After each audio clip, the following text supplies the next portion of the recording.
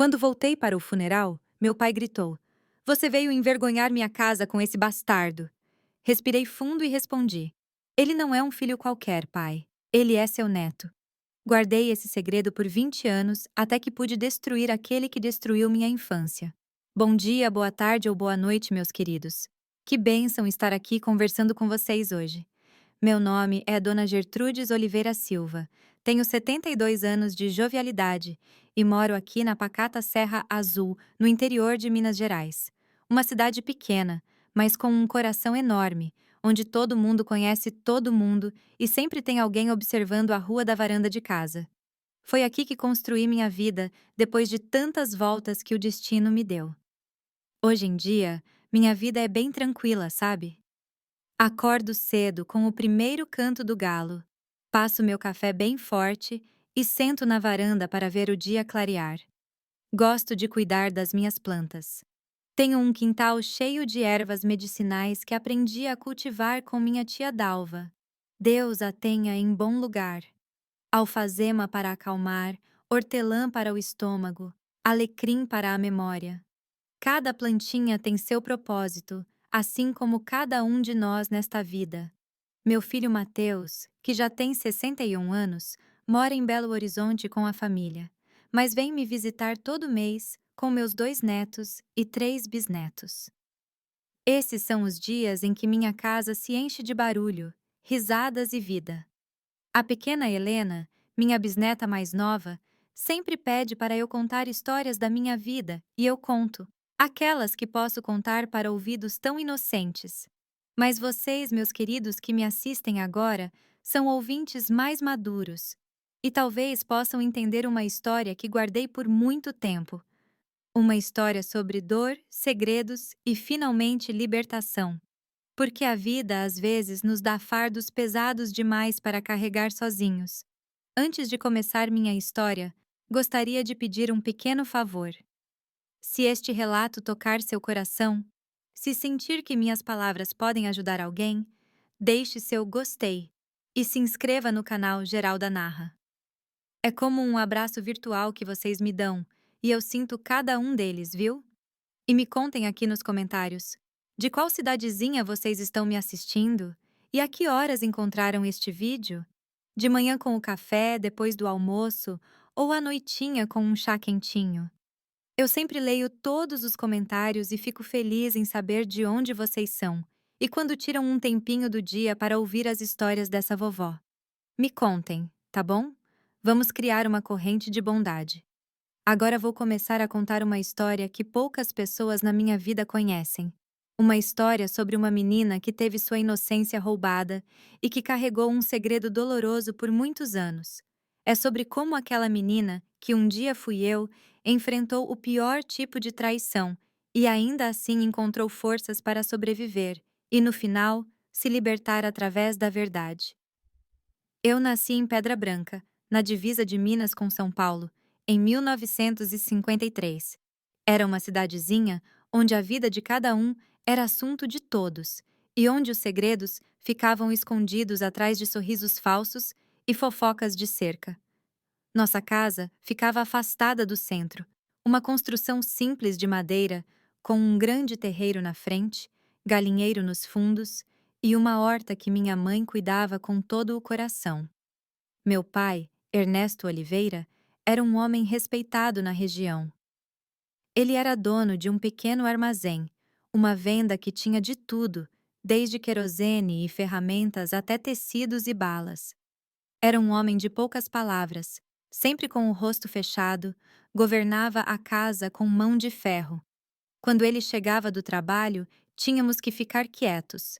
Até nosso cachorro, o Bidu, sabia que era hora de se esconder debaixo da varanda. Não que ele fosse ruim o tempo todo. Não.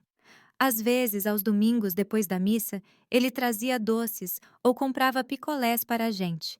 Mas bastava alguém fazer algo que ele não gostasse para o tempo fechar. Minha mãe, Dona Doroteia, era o oposto. Uma mulher miúda, de voz mansa e mãos sempre ocupadas. Passava os dias entre o fogão a lenha, a horta e a lida da casa. Ela tinha um jeito especial de fazer bolo de fubá cremoso com canela, que era conhecido em toda a vizinhança. Quando o cheiro daquele bolo invadia a casa, sabíamos que era dia de festa ou que visita importante estava chegando. Minha mãe não falava muito, principalmente na frente do meu pai, mas seus olhos contavam histórias que sua boca não ousava dizer. Ela tinha um olhar triste, como alguém que carrega um peso grande no coração. Éramos 3 filhos. Eu, a do meio, meu irmão mais velho, Josué, 4 anos mais velho que eu, e Celina, minha irmã caçula, 3 anos mais nova. Josué ajudava meu pai na venda desde cedo. Acordava antes do sol nascer e só voltava quando estava escurecendo. Celina era a alegria da casa com suas tranças e risada fácil, sempre inventando brincadeiras. Nossa casa era simples, mas bem cuidada. Na sala, um sofá de vime que minha mãe cobria com uma colcha de retalhos colorida, uma mesinha com o rádio que só era ligado em ocasiões especiais e na parede um quadro do Sagrado Coração de Jesus em uma moldura de madeira talhada. A cozinha tinha o fogão a lenha que ficava aceso o dia todo no inverno, uma cristaleira onde guardávamos a louça e uma mesa grande onde fazíamos as refeições. Meu pai sentava na cabeceira. Não começávamos a comer até ele rezar, e ninguém se levantava antes dele terminar. Eu dividia o quarto com a Celina, 2 caminhas com colchão de palha, um baú de madeira para nossas poucas roupas, e na parede, santinhos que ganhávamos no catecismo. Josué dormia num quartinho nos fundos, perto do depósito onde guardávamos ferramentas e sacos de mantimentos. Minha infância foi de trabalho e responsabilidades. Desde os 6 anos, eu ajudava minha mãe a cuidar da Celina, buscar água no poço, tratar das galinhas. Na escola, eu só ia meio período. Estudava no grupo escolar de Pedra Branca, um prédio antigo na Praça da Matriz, com um sino que tocava às 7 da manhã em ponto. Eu gostava de estudar, especialmente quando a dona Patrícia contava histórias de lugares distantes. Mas foi um luxo que não durou muito. Aos 10 anos, meu pai decidiu que eu já tinha estudo demais para uma menina e me tirou da escola para ajudar mais em casa. As brincadeiras eram simples, mas cheias de magia. Com as outras meninas da vizinhança, a Teresa do açougue, a Irene da quitanda e as gêmeas Olívia e Odete, brincávamos de roda no terreiro, fazíamos bonecas de pano com retalhos que minha mãe nos dava, ou nos aventurávamos até o riacho que corria atrás das casas, onde pegávamos lambaris com peneiras. Os meninos tinham outras brincadeiras: peão, bolinha de gude, soltar pipa e raramente nos misturávamos. Menina que brinca com menino vira Maria Homem, dizia minha avó Etelvina, mãe do meu pai, que morava 2 casas abaixo da nossa. E assim foi até eu completar 11 anos, quando tudo mudou.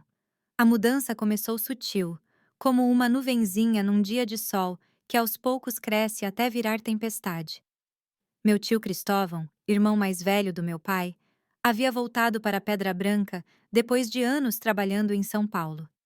Ele era diferente dos outros homens da região, usava roupas da cidade, falava bem, tinha dinheiro no bolso e histórias que faziam todos rirem nas rodas de conversa da venda. Trouxe presentes para todos nós: um chapéu novo para meu pai, um lenço de seda para minha mãe, um estilingue para o Josué e uma boneca de porcelana para a Celina. Para mim, ele trouxe uma fita de cabelo de cetim azul. A sobrinha mais bonita merece um presente especial, disse ele enquanto amarrava a fita no meu cabelo. Lembro do olhar dele naquele momento, um olhar que fez meu estômago gelar, mesmo sem entender o porquê. O tio Cristóvão logo virou sócio do meu pai. Ampliaram o negócio, compraram mais mercadoria, começaram a fornecer para as fazendas ao redor. Meu pai parecia mais feliz do que nunca, ria mais, trazia mais presentes para casa, até deixava a gente ligar o rádio nos domingos à tarde. Mas algo estranho estava acontecendo. O tio Cristóvão começou a aparecer em casa em horários diferentes, sempre quando meu pai e o Josué estavam na venda. Ele trazia doces escondidos para mim, pedia para eu mostrar o quintal, a horta, o galinheiro, lugares longe da vista da casa. Minha mãe parecia desconfiada, mas nunca dizia nada. Talvez por medo do meu pai. Talvez para não criar problemas com o cunhado que estava ajudando tanto nos negócios. Foi numa tarde de novembro, quando o calor já anunciava o verão, que as coisas pioraram muito. Eu estava sozinha em casa. Minha mãe tinha levado a Celina na cidade para comprar tecido e os homens estavam todos na venda. Eu estava estendendo roupa no varal quando ouvi a voz dele atrás de mim, ficando mais bonita a cada dia, a sobrinha do tio. Disse ele com aquela voz diferente que só usava quando estávamos a sós. O que aconteceu depois, meus queridos, são coisas que uma menina de 11 anos não deveria saber. Coisas que machucam a alma mais do que o corpo. Coisas que até hoje, aos 72 anos, fazem minhas mãos tremerem ao lembrar. Naquele dia, comecei a morrer um pouco por dentro. E não foi a última vez. O tio Cristóvão sempre dava um jeito, sempre uma desculpa. Vou buscar uma ferramenta que emprestei. Esqueci uns papéis importantes. Vim ver se sua mãe pode separar uns frangos pro domingo. E sempre, sempre encontrava um momento para me encurralar em algum lugar onde ninguém visse, ninguém ouvisse. Eu não entendia direito o que estava acontecendo. Sabia que era errado, que era sujo, que doía, mas não sabia como fazer parar. Quem acreditaria em mim contra a palavra do tio respeitado, o sócio que estava trazendo prosperidade para a família? Meu pai via o irmão como um herói. Minha mãe mal conseguia olhar nos olhos do marido quando precisava pedir algo. Então eu fiquei quieta, me escondia quando podia, chorava escondido e rezava toda noite para aquilo acabar. Mas não acabou. E 2 meses depois, quando meu corpo começou a mudar, quando a fome aumentou e meu estômago embrulhava de manhã, quando o sangramento que vinha todo mês, desde os meus 10 anos, de repente parou de vir, eu soube que algo ainda pior estava por vir. Eu não sabia direito o que estava acontecendo com meu corpo, mas minha mãe logo percebeu. Numa manhã, enquanto eu vomitava escondida atrás do galinheiro, ela me encontrou.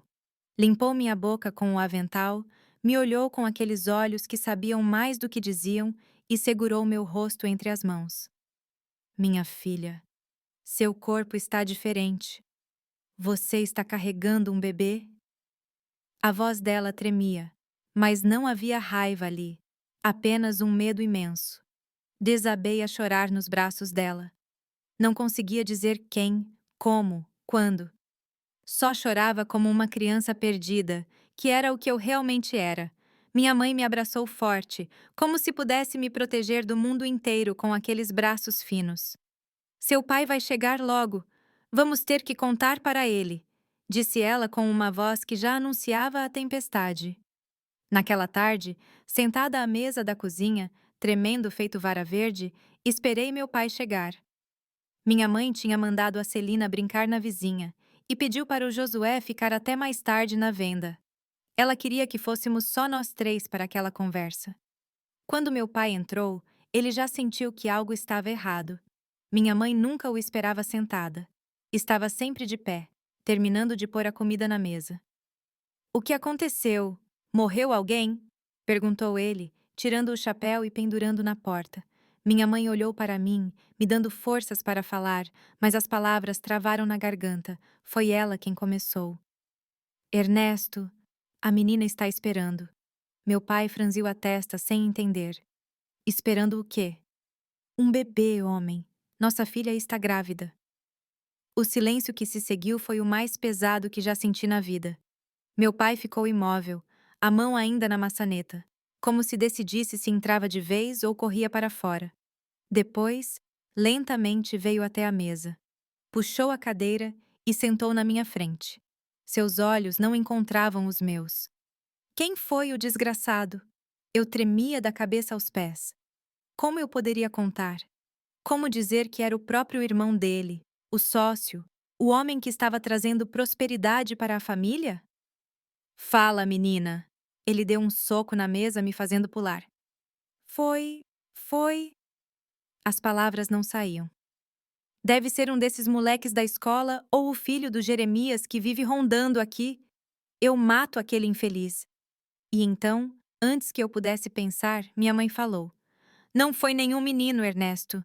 Eu acho que foi seu irmão. O mundo parou. Meu pai se virou para minha mãe com os olhos arregalados, depois para mim. Vi o rosto dele ir do pálido ao vermelho em segundos. Repete isso. Minha mãe, que nunca enfrentava meu pai, que sempre baixava a cabeça, tirou forças de algum lugar e repetiu: Eu tenho visto o Cristóvão vindo aqui quando você não está. Ele vive tentando ficar sozinho com a menina. Outro dia mesmo, voltei mais cedo da casa da Inês e vi ele saindo apressado do quintal. A Gertrudes estava lá chorando com a roupa toda amarrotada. Meu pai levantou tão rápido que derrubou a cadeira. Veio até mim e me agarrou pelos braços, me chacoalhando. É verdade isso? Meu próprio irmão? Você deixou? Você se ofereceu? Eu só conseguia chorar, sem forças para me defender. Ele me forçou, pai. Ele me machucou. Tentei gritar, mas ele tampou minha boca. Disse que me matava se eu contasse para alguém. Meu pai me soltou como se eu o queimasse. Deu 2 passos para trás com uma expressão que nunca vou esquecer. Não era dor, não era raiva, era nojo. Nojo de mim. Você está inventando isso para proteger algum namoradinho. Meu irmão não faria uma baixeza dessas. Ernesto, olha para a menina. Ela está falando a verdade. Minha mãe tentou argumentar. Cala a boca! Ele gritou. E pela primeira vez, vi meu pai levantar a mão para minha mãe. Ela caiu no chão com o tapa, o lábio cortado. Corri para ajudá-la, mas meu pai me agarrou pelo braço. Ele me arrastou para fora da cozinha, pelo corredor, até a porta que dava para o porão. Era um lugar escuro, úmido, onde guardávamos batatas, cebolas e outras coisas que precisavam ficar no fresco. Você vai ficar aqui até eu decidir o que fazer com você e essa desgraça na sua barriga, disse ele, me empurrando escada abaixo. Caí nos degraus de madeira, sentindo dor no corpo todo. Ouvi a porta bater e a chave girar na fechadura. No escuro, apenas um fio de luz entrava por uma fresta na parede. Fiquei ali, encolhida, chorando baixinho para não irritar mais meu pai, a quem eu ouvia discutindo com minha mãe no andar de cima. As horas se arrastaram. Pela fresta de luz, vi o dia virar noite. Ninguém veio me buscar. Dormi ali mesmo no chão de terra batida, abraçando meu próprio corpo, tentando proteger aquela vida que crescia dentro de mim, mesmo sem entender direito o que aquilo significava.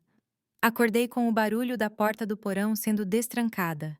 Era minha mãe trazendo um prato de comida e um copo d'água. O rosto dela estava inchado, o olho roxo. Come rápido, sussurrou ela, olhando para trás constantemente. Seu pai foi na venda confrontar o Cristóvão. E agora? O que vai acontecer comigo? Perguntei, a voz embargada. Não sei, minha filha. Ele está cego de ódio. Falou coisas horríveis. Que coisas, mãe? Ela baixou os olhos. Não queria me contar, mas eu precisava saber. Ele disse que vai resolver isso. Que vai tirar essa vergonha de dentro de você, com as próprias mãos se for preciso. Meu sangue gelou. Eu já tinha ouvido histórias de moças que engravidavam antes do casamento, de como algumas famílias resolviam o problema. Geralmente as moças eram mandadas para casa de parentes distantes ou para conventos, mas do jeito que minha mãe falava, parecia muito pior. Ele não pode fazer isso, mãe. É um bebê, é neto dele. É filho do irmão dele.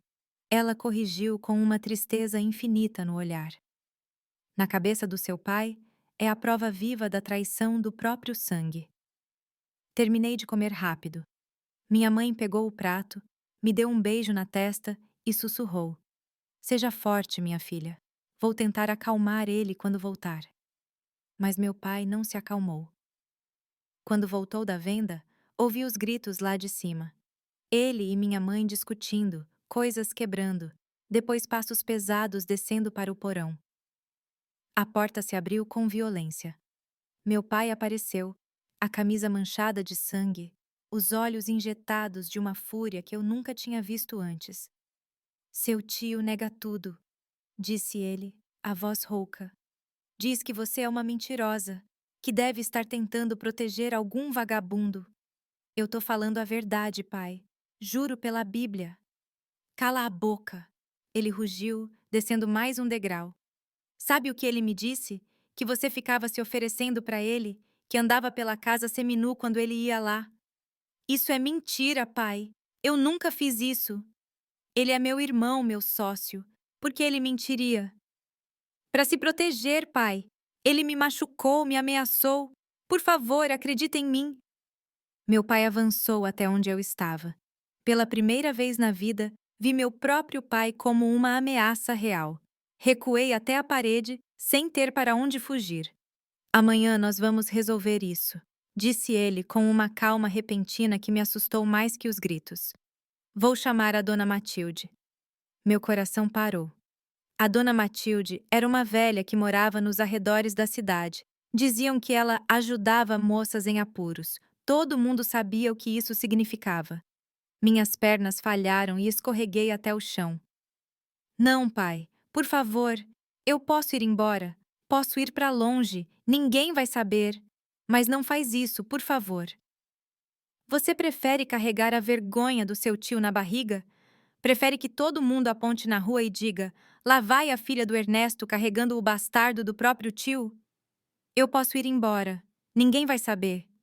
E para onde você iria? Quem ia querer uma menina suja como você? Aquelas palavras me cortaram mais fundo que qualquer faca. Meu próprio pai me via como algo sujo, algo descartável. Amanhã de manhã eu resolvo isso, disse ele, virando as costas. E depois você nunca mais vai falar sobre isso. Vamos esquecer que isso aconteceu. A porta se fechou. A chave girou. Eu estava no escuro de novo, mas dessa vez um sentimento novo crescia dentro de mim. Não era só medo, era determinação. Ali naquele porão escuro, com as mãos na barriga que mal mostrava sinais da vida lá dentro, decidi que não deixaria meu pai fazer aquilo. De algum jeito, eu precisava escapar. Os dias no porão se arrastaram como uma eternidade. Meu pai descia apenas para me trazer um prato de comida e um pouco de água uma vez por dia. Nas primeiras vezes tentei falar, implorar, fazer ele me ouvir, mas ele permanecia em silêncio, os olhos fixos em algum ponto acima da minha cabeça, como se olhar para mim fosse doloroso demais. Às vezes, quando ele saía, minha mãe vinha escondida. Ela trazia um cobertor fino, um pedaço extra de broa, ou simplesmente sentava comigo por uns minutos, segurando minha mão no escuro. Ele adiantou a viagem para Belo Horizonte. Ela me contou num sussurro no terceiro dia do meu cativeiro. Vai buscar mercadoria e parou para visitar o compadre dele. Só volta daqui a 4 dias. E a dona Matilde? Perguntei, o medo apertando o peito. Ele falou com ela ontem. Ela vem assim que seu pai voltar. Meu tempo estava acabando. 4 dias para encontrar uma saída ou aquela vida dentro de mim, e talvez a minha própria estariam perdidas. No quarto dia do meu cativeiro, acordei com o barulho da porta do porão sendo destrancada. Era antes do amanhecer. Pela fresta na parede, o céu ainda estava escuro. Pensei que fosse minha mãe, mas para minha surpresa, era o Josué. Meu irmão tinha ouvido as brigas, os gritos, descobriu onde eu estava e o que tinha acontecido, embora ninguém tivesse contado diretamente a ele. Numa casa pequena como a nossa, segredos tinham pernas curtas. Você precisa sair daqui, disse ele, olhando nervosamente para trás. O pai volta amanhã. Levantei cambaleando, as pernas fracas de ficar naquele lugar úmido e apertado por tanto tempo. Josué me ajudou a subir os degraus do porão. Atravessamos a cozinha escura em silêncio. Minha mãe estava lá embrulhando algo num pano de prato. Pão e queijo, disse ela, me entregando o pacote. Depois tirou um envelope dobrado do bolso do avental. É o dinheiro que juntei vendendo as tortas e os bordados. Não é muito, mas vai ajudar até você encontrar um lugar. Para onde eu vou, mãe? Perguntei, a voz embargada de medo e tristeza. Para Juiz de Fora, respondeu Josué. Tem uma prima da mãe lá, a dona Beatriz. Ela não sabe de nada, mas a mãe mandou uma carta dizendo que você vai para ajudar no serviço de casa. Ela vai te receber por um tempo. Olhei para minha mãe, que tinha lágrimas nos olhos. Mas e depois? Quando a barriga crescer? Quando o bebê nascer? Uma coisa de cada vez, filha. Primeiro, você precisa sair daqui, longe do seu pai, longe do seu tio. Ela engoliu em seco. Depois, a gente pensa no resto. Talvez seu pai se acalme com o tempo. Eu sabia que era uma esperança vazia. Meu pai nunca aceitaria, nunca perdoaria. Para ele, eu tinha manchado o nome da família, trazido vergonha para dentro de casa. E a Celina? Perguntei pensando na minha irmãzinha. Ela vai entender quando for mais velha. Minha mãe respondeu, as lágrimas finalmente escorrendo pelo rosto. Precisamos ir. Josué interrompeu ansioso. O Geraldo está esperando com o caminhão no final da rua. Geraldo era amigo do meu irmão, uns anos mais velho. Trabalhava fazendo frete entre as cidades da região. Segundo Josué, ele tinha concordado em me levar até a estação de trem em Pedra Branca, onde eu pegaria o trem para Juiz de Fora. Minha mãe me abraçou forte, como se quisesse guardar a sensação do meu corpo junto ao dela. Vá com Deus, minha filha. Cuide-se e cuide desse bebê. Não deixe ninguém te machucar de novo. Não conseguimos dizer mais nada. O nó na garganta impedia as palavras. Josué me puxou pela mão e saímos pela porta dos fundos. O ar frio da manhã me arrepiou. Eu vestia apenas um vestido simples e um cardigã de lã, a mesma roupa que usava quando fui trancada no porão. Nos pés, sandálias de couro já gastas pelo uso. Josué me guiou pelos fundos das casas, evitando as ruas principais onde alguém poderia nos ver. Quando chegamos na estrada que saía da cidade, vimos o caminhão do Geraldo esperando como combinado. Ele acenou, nervoso. Entra na caçamba e fica escondida embaixo da lona, disse Geraldo, sem nem me olhar direito. Se alguém parar a gente, não faça um pio. Josué me ajudou a subir e me cobriu com a lona. Ali embaixo, entre sacos de grãos, eu mal conseguia respirar. O cheiro de poeira e suor impregnava tudo. O caminhão começou a andar. Cada buraco era uma dor no meu corpo já moído pelos dias no porão. Vou tentar convencer o pai, disse Josué, a voz quase perdida no barulho das rodas. Quando as coisas acalmarem, talvez. Mas a voz dele não tinha convicção. Nós dois sabíamos que eu estava deixando aquela casa para sempre. A viagem até a estação foi lenta e dolorosa. Quando finalmente chegamos, o céu começava a clarear. Josué me ajudou a descer do caminhão e me levou para um canto afastado da pequena estação. O trem passa em 1 hora, disse ele, me entregando uma pequena trouxa. Aqui está a sua passagem e mais algum dinheiro que eu e o Geraldo juntamos. Obrigada, Josué. Consegui dizer, a voz fraca de emoção. Meu irmão olhou em volta nervoso. Preciso voltar antes que o pai acorde e perceba que peguei a chave do porão. Você vai ficar bem? Assenti, mesmo sem ter certeza.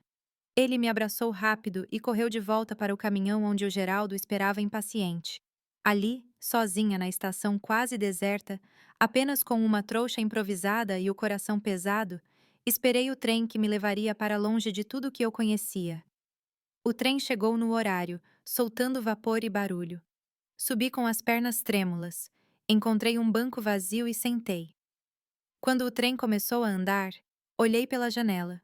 Pedra Branca, a cidade onde nasci e cresci, estava ficando para trás.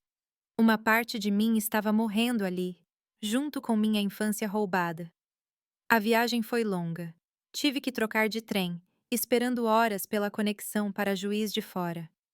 As pessoas me olhavam com curiosidade. Uma menina sozinha, com roupas simples, viajando sem companhia de adulto. Mantive a cabeça baixa, evitando olhares, respostas, perguntas. Cheguei em Juiz de Fora já de noite. A estação era muito mais movimentada que a de Pedra Branca, com gente correndo para lá e para cá. Fiquei parada, perdida, sem saber para onde ir. Na carta que minha mãe enviou, ela tinha dado o endereço da prima Beatriz, mas eu não fazia ideia de como chegar lá. Um homem de uniforme se aproximou. Era um funcionário da estação. Está perdida, menina. Mostrei a ele o endereço rabiscado no papel. Ele franziu a testa. Isso fica do outro lado da cidade. Longe demais para ir a pé, ainda mais a essa hora. Meus olhos se encheram de lágrimas. Ele deve ter ficado com pena, pois chamou um rapaz que estava por perto. Oscar, leva essa menina até a Rua das Magnólias. É longe, mas te dou uma gorjeta. O rapaz, que não devia ter mais de 16 anos, concordou. Ele tinha uma bicicleta velha com um bagageiro atrás. Senta aqui e segura firme, disse ele, apontando para o bagageiro. E foi assim, agarrada à cintura de um estranho, que cheguei à casa da dona Beatriz. Era uma construção simples, parecida com a da minha família, mas com um jardim bem cuidado na frente, cheio de flores. Bati na porta com o coração na boca. E se ela não estivesse? E se não me aceitasse? A porta se abriu, revelando uma senhora de cabelos grisalhos presos num coque firme. Ela me olhou com desconfiança. Quem é você? Sou a Gertrudes, filha da Doroteia. A senhora recebeu a carta dela? O rosto dela suavizou um pouco. Recebi, mas não esperava você tão cedo. Ela olhou para o rapaz da bicicleta que esperava alguns passos atrás. Pode ir, filho. A menina está segura agora. Ele acenou e foi embora, pedalando na escuridão. Dona Beatriz abriu mais a porta, permitindo que eu entrasse. A casa era pequena, mas aconchegante. Na sala, um sofá gasto, uma mesinha com toalhinha de crochê e, na parede, os mesmos santos que enfeitavam a casa da minha família. Sua mãe disse que você vinha para ajudar no serviço, que precisava mudar de ares. Apenas balancei a cabeça sem saber o que dizer. Ela me estudou por um momento, os olhos descendo para minha barriga, que ainda não mostrava sinais da vida lá dentro. Está com fome? Tem sopa no fogão. Assenti que sim, de repente consciente da fome que me acompanhava há dias. Ela me levou para a cozinha, serviu uma tigela de canja de galinha e sentou na minha frente, observando enquanto eu comia. Sua mãe não me contou a verdade, não é? Perguntou ela de repente. Congelei com a colher no meio do caminho até a boca. Como assim? Não nasci ontem, menina. Uma mãe não manda a filha de 11 anos embora só para ajudar no serviço. E tem mais. Ela apontou para minha barriga. Baixei os olhos, incapaz de encarar. Coloquei a colher de volta na tigela. Não precisa me contar agora, disse ela com mais gentileza. Coma sua sopa. Depois te mostro onde vai dormir. E foi assim que comecei minha nova vida em Juiz de Fora, na casa de uma parente distante que mal me conhecia, carregando no ventre um segredo que eu ainda não sabia que mudaria minha vida para sempre. Os dias na casa da dona Beatriz viraram semanas. No começo, ela me tratava com uma gentileza distante. Eu ajudava na limpeza, lavava roupa, descascava legumes para o almoço. Dormia num quartinho nos fundos da casa, pequeno mas limpo, com uma janela que dava para um pé de caqui.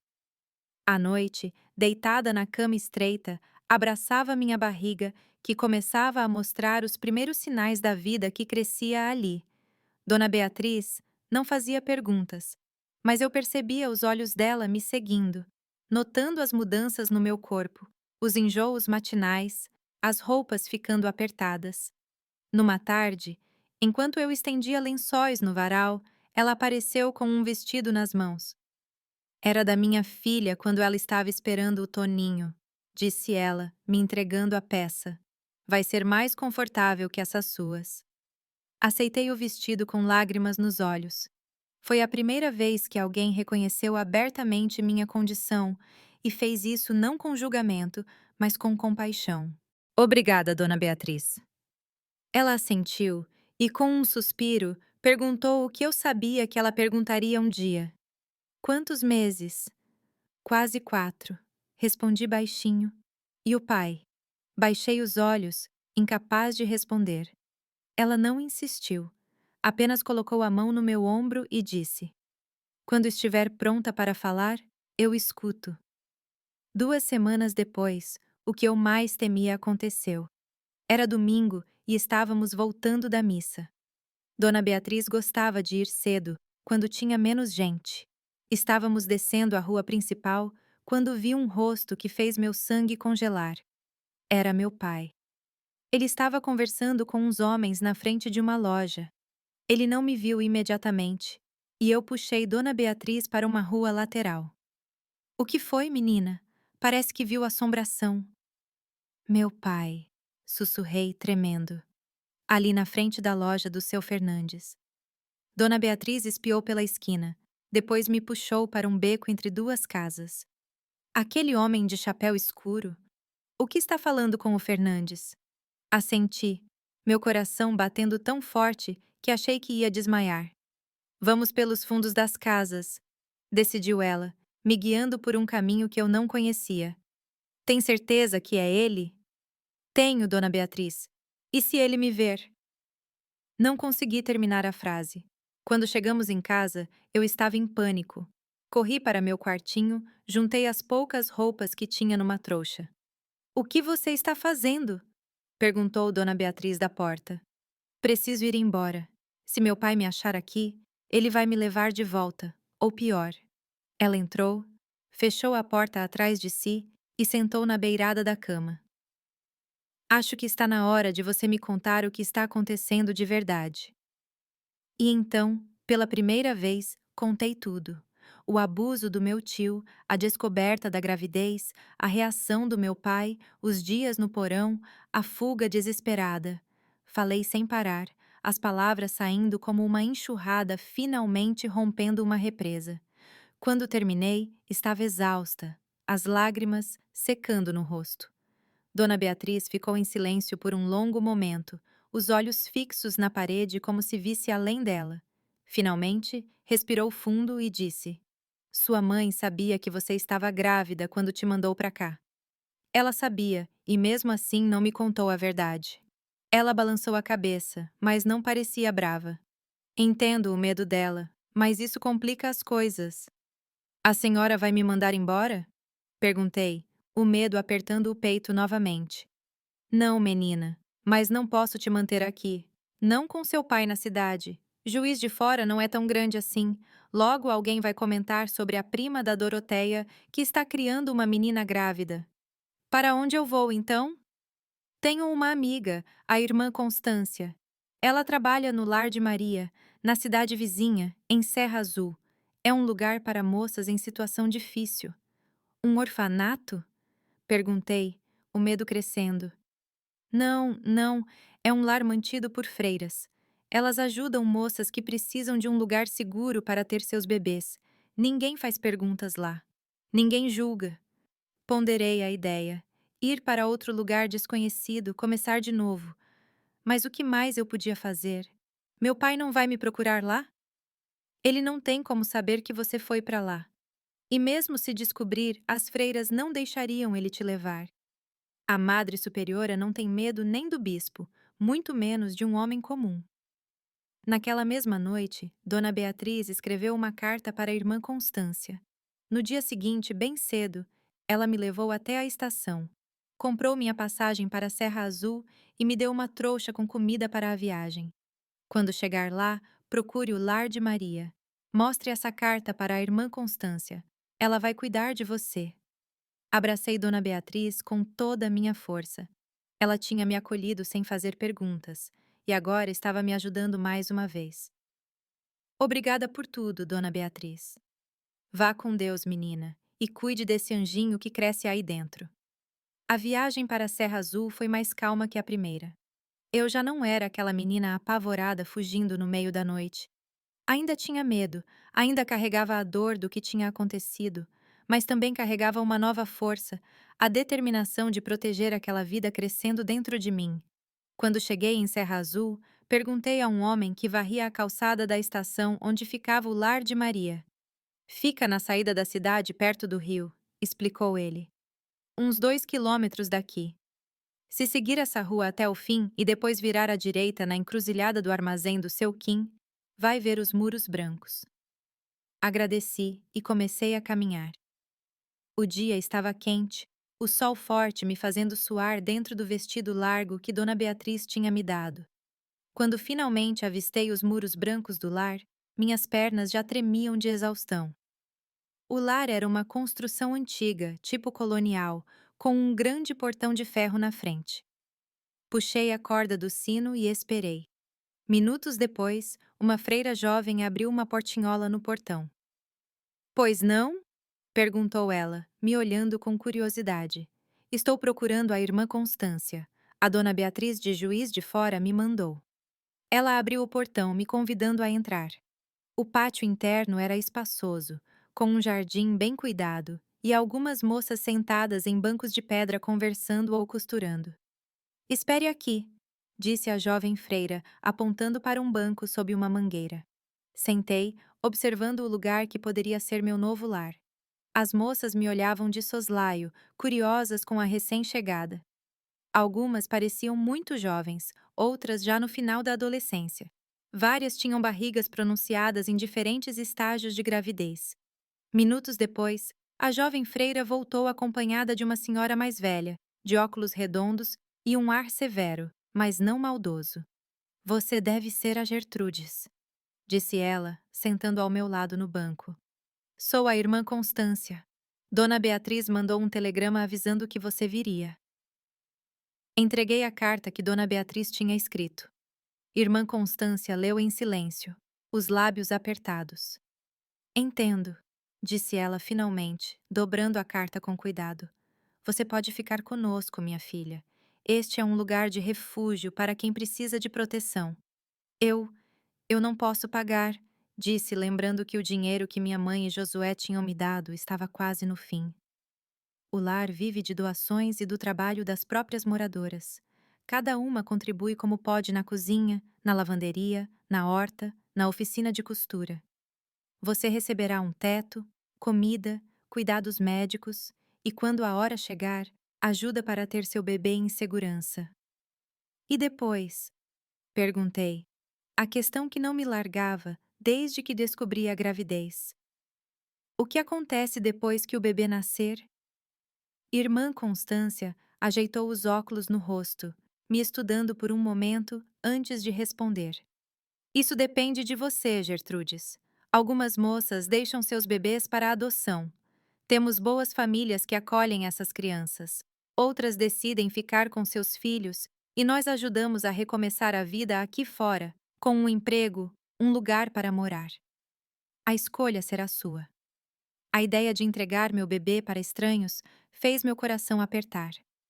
Apesar de tudo, da minha idade, das circunstâncias horríveis da concepção, aquela criança era minha.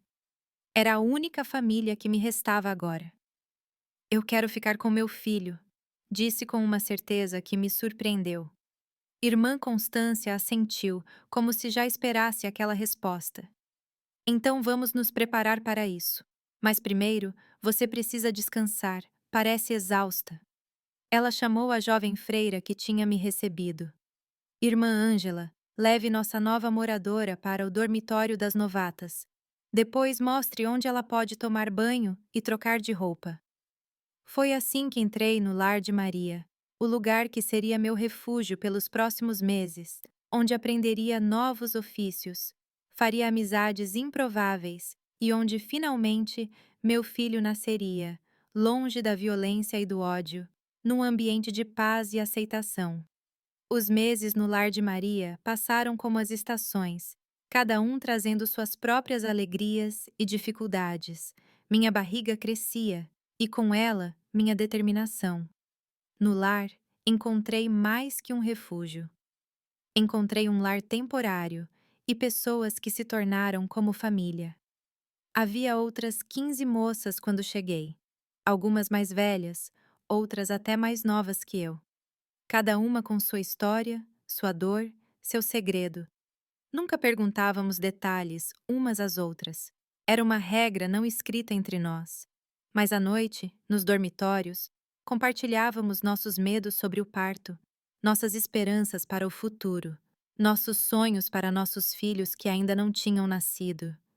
As freiras eram rigorosas, mas justas. A rotina começava cedo. Às 5 da manhã, o sino tocava para as orações, depois café simples no refeitório, e então cada uma para sua tarefa designada. Algumas trabalhavam na horta, outras na cozinha, lavanderia, limpeza. Eu fui designada para a oficina de costura, talvez porque a irmã Constância percebeu minhas mãos ágeis, ou talvez porque com minha barriga crescendo, o trabalho mais pesado fosse difícil. Na oficina, aprendi muito mais que costurar. Aprendi a fazer remendos delicados, a bordar iniciais em lençóis, a transformar retalhos em colchas lindas. A irmã Doroteia, que coordenava a oficina, era uma mestra exigente, mas paciente. Costurar é como a vida, Gertrudes, dizia ela, observando meus pontos desiguais.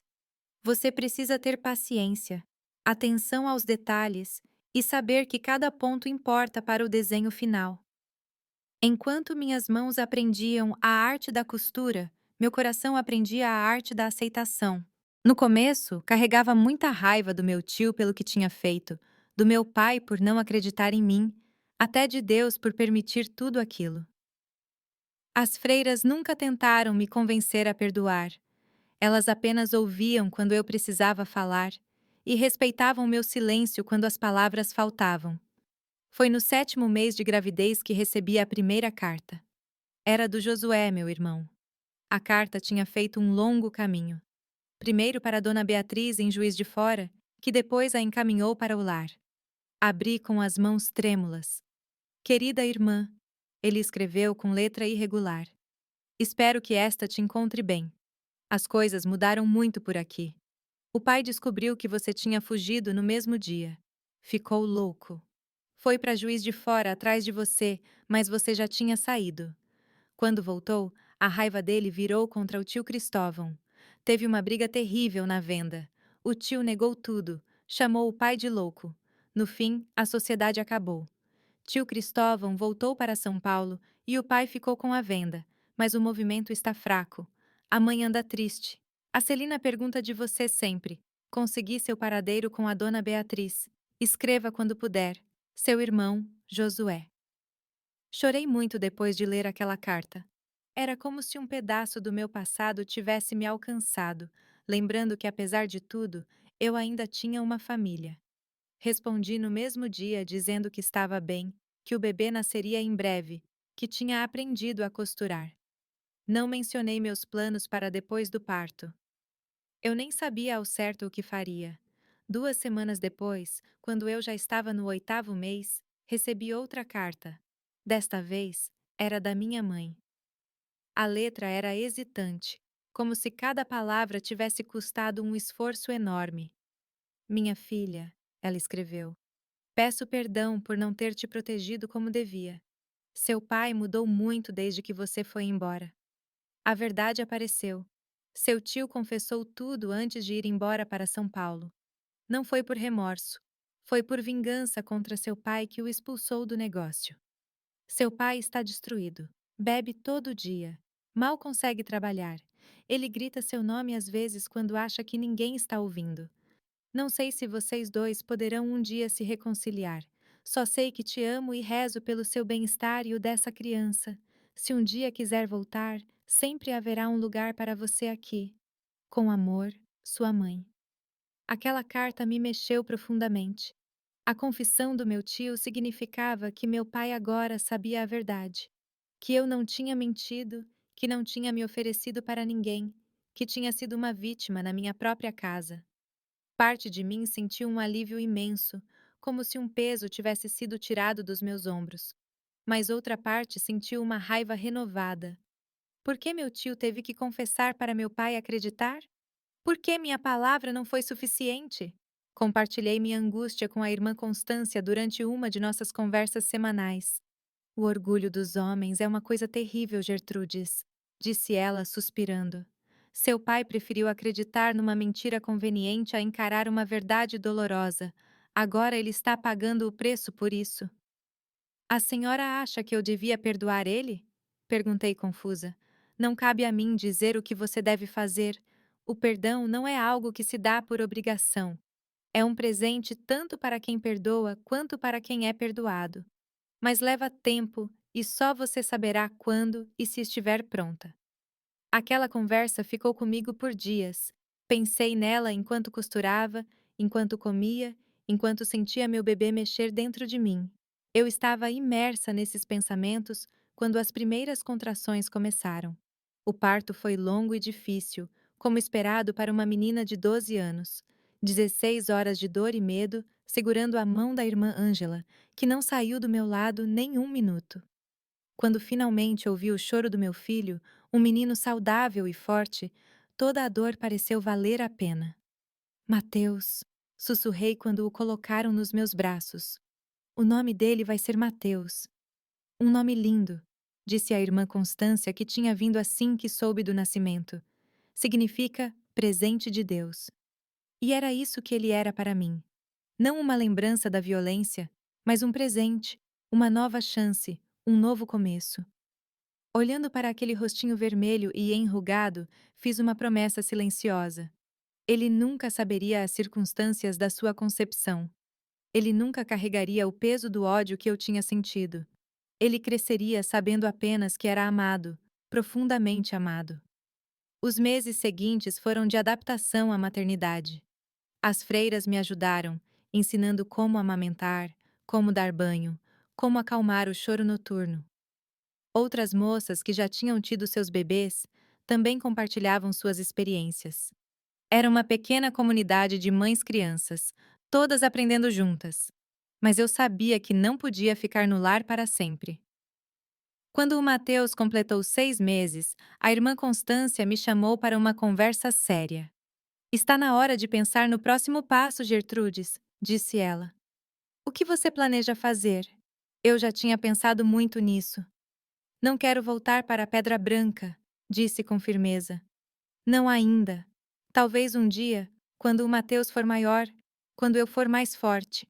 Mas agora, quero construir uma vida nova para nós dois. Entendo, ela assentiu. E tem alguma ideia de para onde gostaria de ir? Gostaria de ficar aqui em Serra Azul, se possível. Já me acostumei com a cidade, conheço algumas pessoas. E aprendi a costurar. Bem, talvez eu consiga trabalho na costureira da praça, a dona Nair. Ela comentou que precisava de ajuda quando veio trazer doações para o lar. Irmã Constância sorriu. Eu já tinha pensado nisso também. Falei com a dona Nair semana passada. Ela está disposta a te dar uma chance. E temos uma casinha não muito longe daqui que pertence ao lar. É modesta, mas limpa e segura. Você poderia morar lá com o Mateus, pagando um aluguel simbólico até se estabelecer. Não consegui segurar as lágrimas. Era mais do que eu esperava, mais do que eu achava que merecia. Por que a senhora está me ajudando tanto? Perguntei entre soluços. Porque vejo em você uma força que talvez você mesma não veja ainda, respondeu ela, segurando minhas mãos nas dela. Você passou por algo terrível, Gertrudes. Algo que poderia ter destruído muitas pessoas. Mas você está aqui, cuidando do seu filho com amor, planejando um futuro. Isso é coragem. E a coragem merece ser recompensada. Na semana seguinte, mudei para a casinha na Rua das Acácias. Era um chalé de madeira com 2 quartos, sala, cozinha e um quintal pequeno. Os móveis eram simples, alguns doados pelo lar, outros pela comunidade. Mas era nosso lar, o primeiro lar de verdade que o Mateus conheceria, e o primeiro lugar que eu poderia chamar de meu desde que saí de Pedra Branca. Comecei a trabalhar com a dona Nair 3 dias depois. Levei o Mateus comigo. Ela tinha arrumado um bercinho nos fundos da loja onde ele podia ficar enquanto eu trabalhava. Meus dedos ágeis e o que eu tinha aprendido no lar impressionaram a velha costureira, que logo começou a me confiar trabalhos mais complexos. Você tem talento, menina, dizia ela, observando meus pontos precisos. Um dia, vai ter seu próprio ateliê. Vai ver. Eu sorria, grata pelo elogio. mas também pela confiança que ela depositava em mim. Alguém acreditava que eu tinha um futuro, e isso significava mais do que ela podia imaginar. E assim começamos nossa nova vida, Mateus e eu.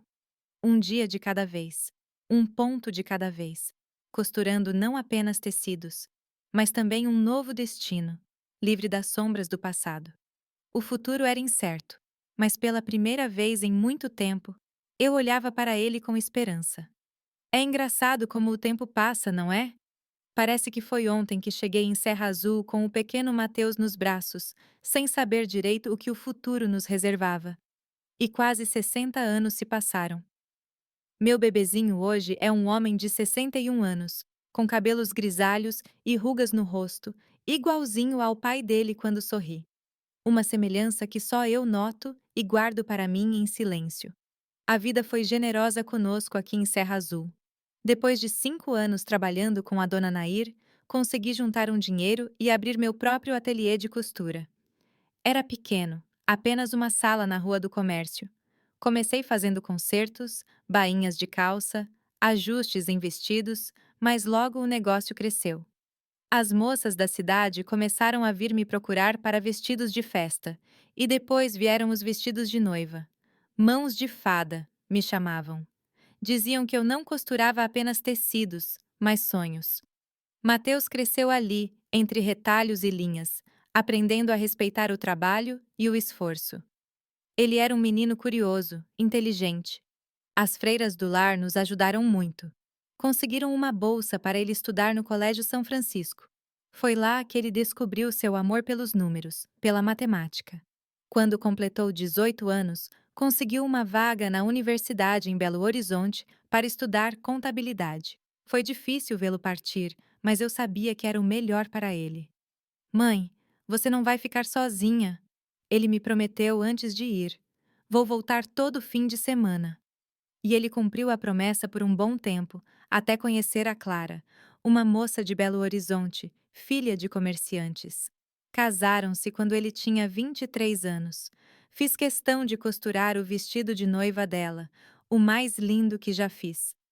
Eles se estabeleceram na capital, onde o Mateus abriu seu próprio escritório de contabilidade. Vieram os netos, primeiro o Eduardo, depois a Lúcia, e mais tarde os bisnetos, a pequena Helena e o Gabriel, que são a alegria dessa velha vovó. Eu fiquei em Serra Azul com meu ateliê que aos poucos foi crescendo. Contratei ajudantes, dei oportunidade para outras moças aprenderem o ofício, assim como a dona Nair e as freiras tinham feito por mim. Algumas delas vinham do próprio lar de Maria, que continuou seu trabalho de refúgio por muitas décadas, até fechar as portas nos anos 90, quando a Madre Superiora faleceu. Eu nunca me casei. Houve pretendentes, claro. O seu Jerônimo da farmácia, viúvo, me cortejou por quase 2 anos. Era um homem bom, respeitado na cidade. O doutor Tomás, um médico que veio de fora, também demonstrou interesse. Mas algo em mim nunca conseguiu confiar plenamente em nenhum homem depois do que passei. Preferi dedicar minha vida ao meu filho, ao meu trabalho e, mais tarde, aos meus netos e bisnetos. Hoje, aos 72 anos, levo uma vida tranquila. Fechei o ateliê há 5 anos, quando meus olhos já não enxergavam tão bem os pontos miúdos e as mãos começaram a sentir o peso da artrite. Mas ainda costuro para mim e para as crianças da família. Minha casa na Rua das Magnólias. Comprei esse terreno maior nos anos 80, depois que a casinha da Rua das Acácias ficou pequena. Tem um quarto especial só para isso, com minha velha máquina de costura e prateleiras cheias de tecidos coloridos. Toda manhã, acordo com o sol. Faço meu café, rego minhas plantas e sento na varanda para ver o dia começar. Nas terças e quintas, vou ao grupo da terceira idade na igreja. Aprendemos artesanato, fazemos ginástica leve e, principalmente, conversamos. São amigas queridas que fiz ao longo dos anos. Nenhuma delas sabe minha história completa.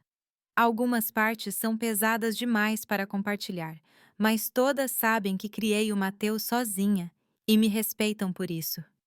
Aos domingos é dia de fazer bolo de batata doce, a receita da minha mãe que guardei na memória. O cheiro doce enche a casa e traz lembranças da infância, as lembranças boas, de antes de tudo mudar. Sempre guardo um pouco para quando o Mateus e a família vêm visitar, geralmente uma vez por mês. É uma alegria ver a casa cheia, ouvir as histórias dos netos, as travessuras dos bisnetos. Mantive contato com minha família de Pedra Branca por muitos anos através de cartas. Minha mãe escrevia toda semana no começo, depois espaçou para uma vez por mês, contando novidades, mandando fotos da Celina crescendo. Josué também escrevia de vez em quando, falando sobre meu pai. As notícias vinham filtradas. Sei que ele nunca se recuperou totalmente do que aconteceu. A venda fechou. Ele teve que trabalhar de empregado em outros comércios. Começou a beber muito. A saúde decaiu. Quando o Mateus tinha 10 anos, recebi a notícia que meu pai tinha morrido. Um ataque cardíaco depois de anos de alcoolismo. Senti uma mistura de emoções que nem sei explicar direito. Parte de mim sentiu alívio. Outra sentiu uma tristeza profunda pelo que poderia ter sido e não foi. Fui ao funeral, levando o Mateus comigo. Foi a primeira vez que voltei à Pedra Branca desde que fugi. Ninguém fez perguntas sobre quem era o pai do meu filho. Todos pareciam saber, ou pelo menos desconfiar da verdade. Minha mãe faleceu 5 anos depois, de pneumonia. Josué casou, teve 3 filhos e ficou em Pedra Branca. Celina mudou-se para São Paulo quando casou, perdemos o contato aos poucos. Quanto ao meu tio Cristóvão, nunca mais ouvi falar dele depois que voltou para a capital. E para ser honesta, prefiro assim. Hoje, olhando para trás, vejo uma vida que não foi fácil, mas foi plena. Transformei dor em força, medo em coragem.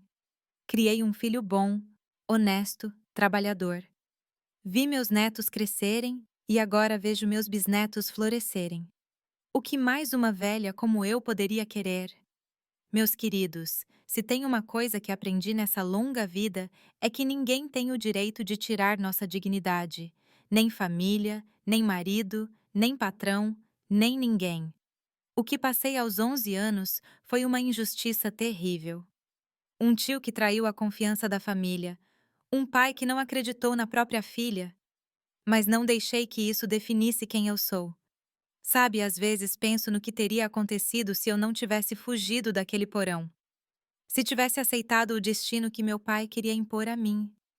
Eu não teria meu Mateus, não teria meus netos, meus bisnetos, não teria conhecido as freiras que me acolheram, Dona Beatriz que me ajudou, Dona Nair que me deu uma chance. Não seria a costureira Gertrudes que a cidade de Serra Azul conheceu por tantos anos. Quando o abuso acontece dentro de casa, é como uma tempestade que destrói tudo. Você se sente sozinha, abandonada, sem saída. Mas eu digo a vocês, sempre há uma saída. Sempre há alguém disposto a estender a mão, mesmo quando parece que o mundo inteiro virou as costas. Foi assim comigo. Minha mãe arriscou tudo para me ajudar a fugir.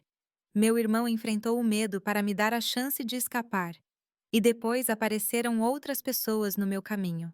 Anjos disfarçados de gente comum. A vida não é apenas o que acontece com a gente, mas o que a gente faz com o que acontece. Eu poderia ter me afundado na amargura, no ódio. Poderia ter desistido quando vi que, aos 11 anos, teria que criar um filho sozinha. Mas escolhi seguir em frente. Escolhi transformar cada ponto que dava no tecido em uma afirmação de que eu era capaz, de que eu merecia coisas boas. Se você está passando por algo difícil agora, se sente que não há esperança, escute o que esta vovó de 72 anos tem a dizer. Você é mais forte do que imagina. A vida pode te dobrar, mas não precisa te quebrar.